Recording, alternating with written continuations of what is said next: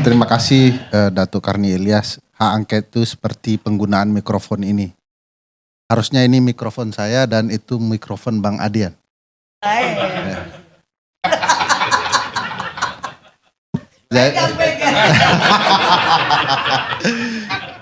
Jadi tentu saja hak angket sesuatu yang konstitusional, ada di ketentuan Undang-Undang Dasar pasal 20A, ya. Dan di dalam Undang-Undang MD 3 juga disebutkan pasal 79, pasal 199 dan seterusnya soal hak angket. Subjeknya juga terang benderang di sana, subjeknya adalah pemerintah yang berkaitan dengan pelaksanaan berupa tindakan dan kebijakan peraturan perundang-undangan yang berdampak penting, strategis dan luas. Jadi clear bahwa ini subjek hukumnya pemerintah dan objek hukumnya soal peraturan perundang-undangan. Kebetulan penyelenggaraan pemilu dilaksanakan dalam sebuah undang-undang. Dan kita ketahui semua bahwa proses penyelenggaraan pemilu 2024 ini bermasalah. Tidak hanya kata PDIP, Mbak Lulu di PKB, tetapi juga orang yang dinyatakan menang sementara, yaitu Pak Prabowo. Beliau sendiri yang mengatakan bahwa pemilu ini messy, kacau, costly, ya, berbiaya tinggi, dan tiring, melelahkan. Oleh karena itu timbul pertanyaan besar, kalau seluruh pihak sudah mempertanyakan proses penyelenggaraan pemilu yang kacau, messy kata Pak Prabowo, apa salahnya kalau semua pihak bersatu padu untuk melakukan hak angket, yaitu hak menyelidiki, bukan interpelasi yang meminta keterangan, bukan hak menyatakan pendapat. Karena ini hak angket, di sana pula saya mempertanyakan abang kita ini, Bang Adian. Ngapain harus panjang-panjang? 100 halaman. Kecuali memang niatnya berubah menjadi hak menyatakan pendapat. Nah, nggak tahu kita, Bang. Kalau dia hak angket, mestinya simple saja. Ya, materi yang mau diangket itu apa? Itu dijelaskan, sederhana saja. Karena mau menyelidiki, bukan menemukan alat bukti. Nah, oleh karena itu, ini perlu segera dinyatakan. Mbak Lulu sudah sangat keras. Ya, menurut saya Bang Adian di mana-mana juga sudah menyatakan ketegasan. Ini sudah lebih dari satu fraksi ini. Tinggal tambah 23 orang lainnya. Dan harus diingat yang menandatangani bukanlah fraksi. Tapi anggota DPR lebih dari satu fraksi. Beliau berdua dan 23 yang lainnya sudah cukup. Jadi mestinya ini akan berjalan mudah untuk mengetahui apa yang terjadi dalam pemilu kita.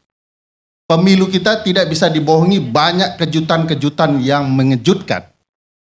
Kenapa? Contoh misalnya, tidak lumrah sistem pemilu itu, prosesnya berubah di tengah jalan. Ini ada yang berubah di tengah jalan. Beberapa minggu sebelum pendaftaran calon presiden dan calon wakil presiden, masuk ke gelanggang pemain baru.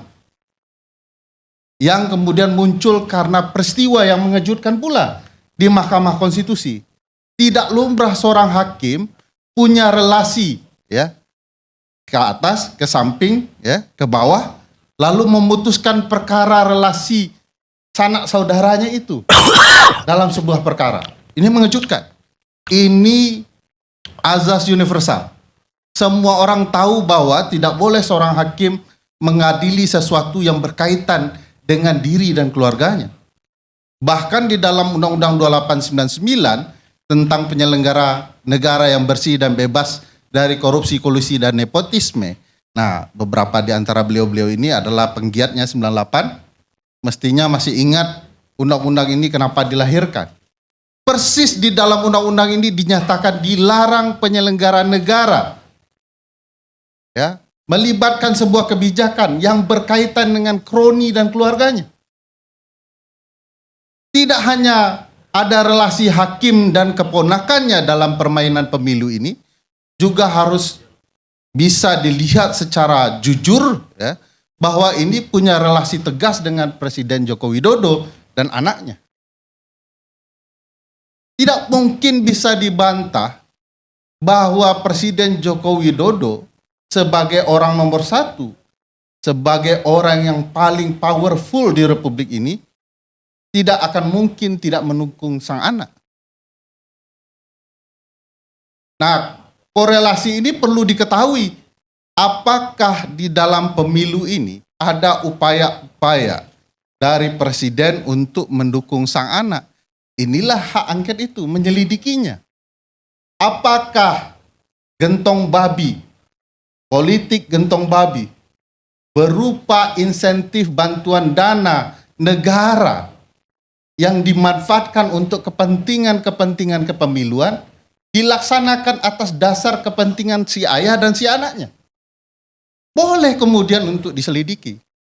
Apakah kekacauan yang terjadi dalam proses penghitungan pemilu yang terjadi di KPU juga berkaitan dengan kepentingan relasi si ayah dan si anak, karena kebetulan proses seleksi penyelenggara negara dilakukan oleh istana yang pemerintahannya adalah ayah si anak itu. Boleh nggak dilakukan penyelidikan agar rasa penasaran publik yang membicarakan ini bisa terjawab? Dan harus ingat, di sanalah tugas dari lembaga legislatif untuk memastikan penyelenggaraan pemilu itu yang katanya melibatkan eksekutif, kemudian bisa dibuktikan itu benar atau tidaknya. Tidak ada salahnya. Apa salahnya? Dan apakah ini berkaitan dengan proses penyelenggaraan pemilu lalu kemudian membatalkan pemilu? Mungkin tidak ke sana dulu. Perlu kita buktikan ini terlibat atau tidak. Gitu ya. Perlu dilakukan penyelidikan.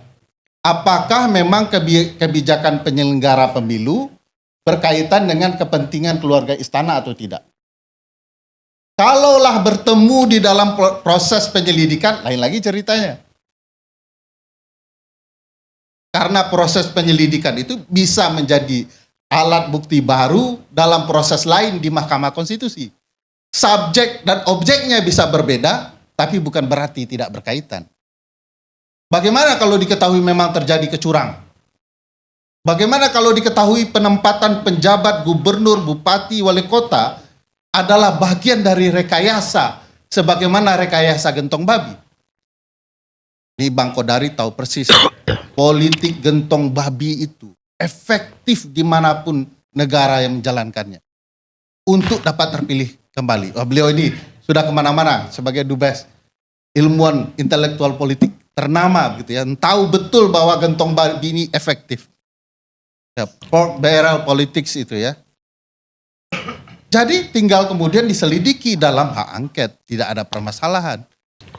Jangan terbalik kita berpikir untuk memperbaiki sistem pemilu dan sistem partai politik, tapi kita tidak pernah mengetahui masalahnya di mana.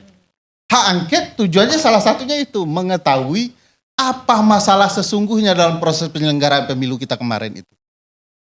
Kenapa tiba-tiba ada proses yang sedemikian rupa dipertanyakan oleh publik? Ini semua video soal kecurangan, semua video soal penyimpangan perlu dipertanyakan. Jangankan soal itu. Di Bang Kodari baru lihat kayaknya videonya di X gitu ya, dan Instagram ya. Ada video perayaan ulang tahun Ketua KPU dengan partai-partai. Yang kebetulan yang terlihat kamera adalah partai kubu 02. Kecuali partainya Bang Fahri, nggak diajak lagi kayaknya. Terjadi perayaan ulang tahun. Bagaimana etik penyelenggara pemilu ya, yang mestinya menjaga perasaan pemilih agar marwah proses penyelenggaraan terus terjaga, ternyata abai terhadap nilai-nilai itu. Butuh nggak diketahui apa yang sebenarnya yang terjadi? Jangan-jangan angle kameranya yang salah, sehingga melalui hak angket kita bisa ketahui kebenaran apa yang sedang terjadi. Jadi bagi saya bukan 01 dan 03 yang takut dengan hak angket ini sepertinya. Pak Datuk, 02 yang sedang mencari-cari jalan agar hak angket ini tidak terjadi.